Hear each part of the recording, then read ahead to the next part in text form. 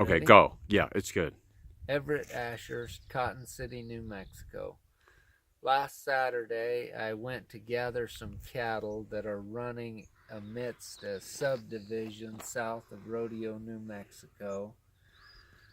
I got on my horse and rode a half a mile from the corrals where I was going to gather them, and I was riding through some mesquite bushes, small trees, and found rode up among 15 to 20 um, young men, all in great shape, wearing matching camo.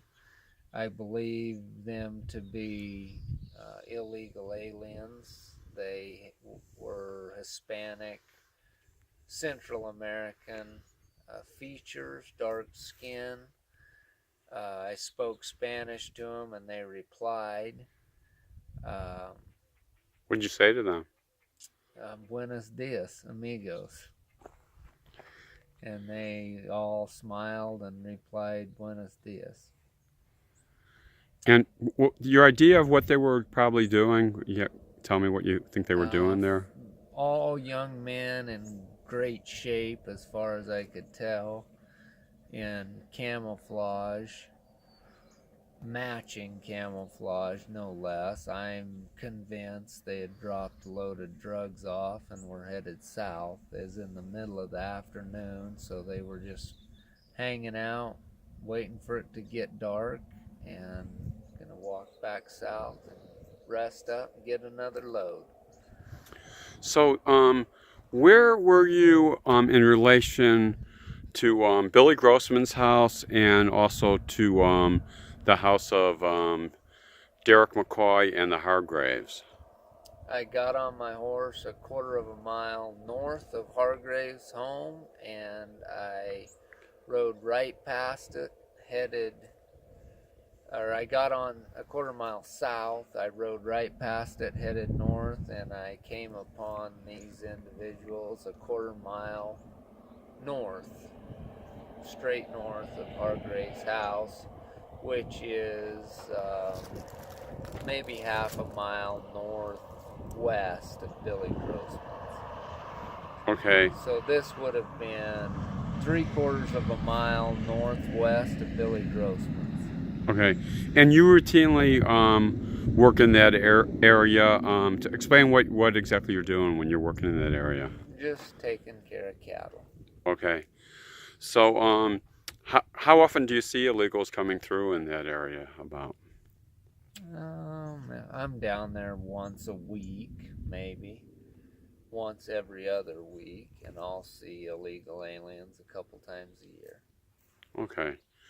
So, was there ever a time you were living in pretty close proximity there for 10 years? How long ago was that when you were living in that area? We moved in the fall of 13, so 4 years ago. Okay. Was there any difference in the amount of activity that was occurring then compared to now? It had changed in the 10 years I lived there. When I moved there, there was a lot of workers walking through, and by the time I left that area, it was primarily drugs, very few workers. Okay. Well, getting back to Saturday, um, in the time you were around there, how long were you in the vicinity after you saw the people in the camo outfits? Probably 2 hours. And then during that time, did you see any border patrol activity?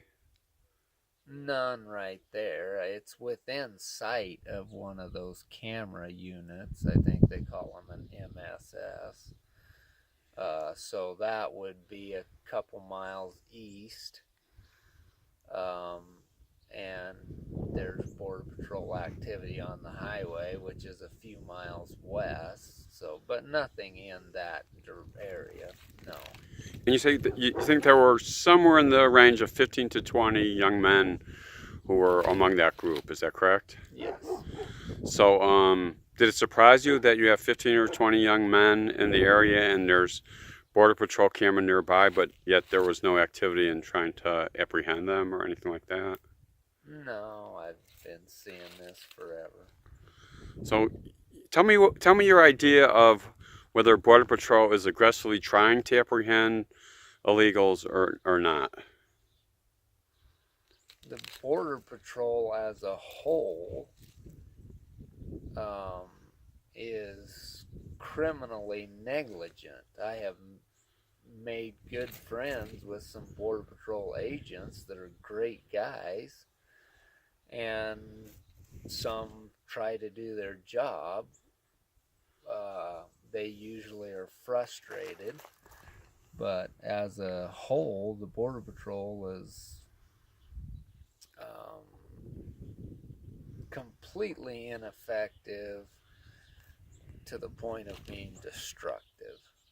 Now you've heard somewhat about this incident with Derek McCoy, in which he was arrested and now they're threatening him with a long prison term for moving some legal immigrants or actually illegal aliens. They're not actually immigrants, from Billy Grossman's property, and he says he was moving them just down the road to try to find Border Patrol to unload them to get on with his day, and now he's facing this charge.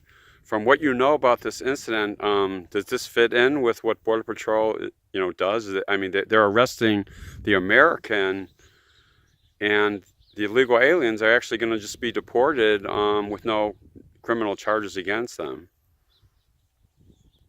Yeah, I mean, it doesn't surprise me in the least that this is what's happening. In the 10 years I lived south of Billy Grossman's house, I probably had 50 different offers for money to haul individuals north. I had women and small kids begging me with tears in their eyes to haul them north. I had all sorts of people wanting a ride north.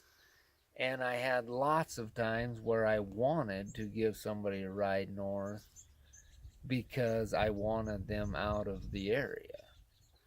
I never did give anybody a ride because I knew that I would probably be used as a scapegoat of some kind and the Border Patrol would hang me. So it prevented me from doing what I wanted to do multiple times because I have always felt the Border Patrol as an entity is dangerous to the citizens of the United States. And like I say, I like some Border Patrol agents. I think there's some trying to do a good job, but as an organization, it's akin to the Gestapo or something. It's horrible.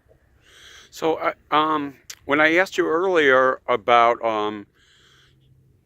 this incident with Derek and how they're basically putting on him a charge of transporting aliens, being that he's new in the area, so he didn't.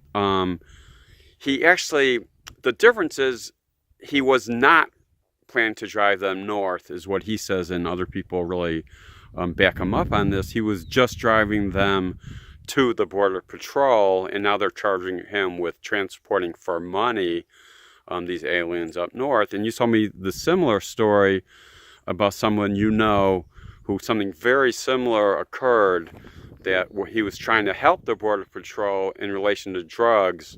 And please, if you could relate that story. I've got a good friend that had a piece of property west of Douglas, and he also was new to the area.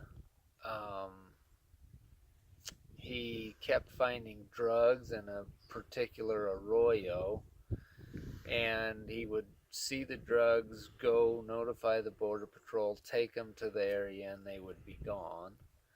So one evening right before dark, he found a stash of drugs there.